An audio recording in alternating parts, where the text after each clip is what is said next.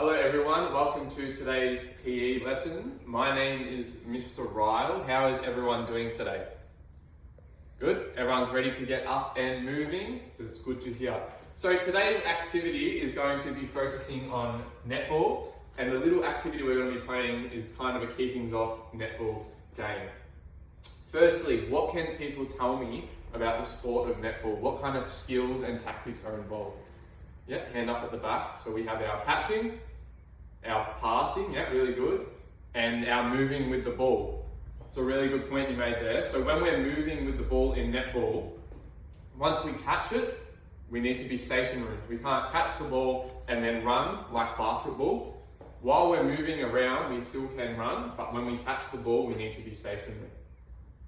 Now I'm going to quickly go over those two other points you just mentioned, two important skills in our game of netball, which is passing and catching. So firstly, I'll provide a little demonstration of both for you.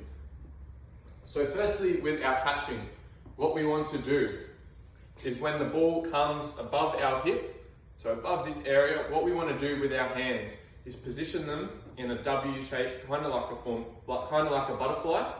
What we want to do is stand facing the person passing it to us, watch the ball closely under our eyes, and when it comes to us, put our hands in that position and catch it like so.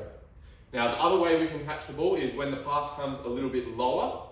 I want to remind you, when we're passing to people, we want to try and aim to be getting it towards the chest area, but when the ball does come lower, what we're going to do with our hands is we're just going to flip them the other way.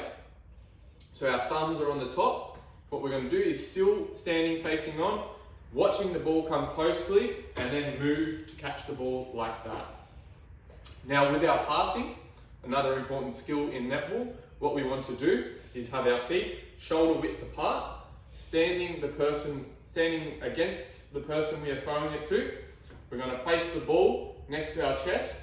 This is called a chest pass. What we're going to do is we're going to take a step forward with either foot to produce our power, and we're just going to push out from our chest like that. So I'll show you a little demonstration. Standing, shoulder width apart, ball against the chest, step forward, and push like so. Does that make sense to everyone?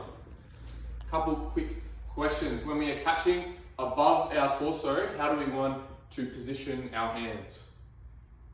Yep, hand at the back. So yes, in a butterfly formation. So kind of like a butterfly like that, making a W with our thumbs and watching it closely.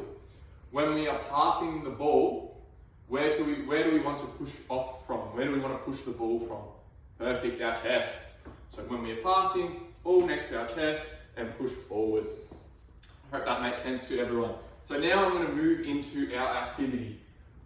Firstly, I've printed out all these pamphlets, which I gave to everyone before the lesson began. This just has a little diagram of activity we're doing and some rules that I'm going to explain now. So the activity that we are playing is a keepings off game. So I've set up these cones. Everyone will have their cones set up where they're going to play. So you're going to be split into groups of 6. 3 people will have bibs, 3 people will not have bibs. To start, the team with the bibs will have the ball. You're going to be practicing your passing and throwing and moving around in your area. And your aim is to get as many passes as possible. Each pass you complete will give your team a point. So if I'm here, pass it to my friend, they catch it, they will score a point. You're going to keep doing this until you can score as many points as possible. Now the way the other team can turn over the ball and they can get it back is if the ball hits the ground, the ball goes out of bounds, or they can intercept it. Does that make sense to everyone? Quick question, what happens when the ball goes out of bounds? It will be a turnover, yes. So, for those feeling like they still want to practice, they might not feel comfortable with using the harder ball, I do have a softer ball option for everyone. Now, anyone that is injured, what I want you to do is grab a ball from the bin, and what you're going to do is you're just going to practice passing, doing the same skills against the wall so that you're still moving. Now, if anyone has any further questions, struggled understanding those concepts, come to me after this and we'll practice. So those are the rules of our game. I'd like to see everyone get up and moving and be competitive and see how well you can go. Thanks, class.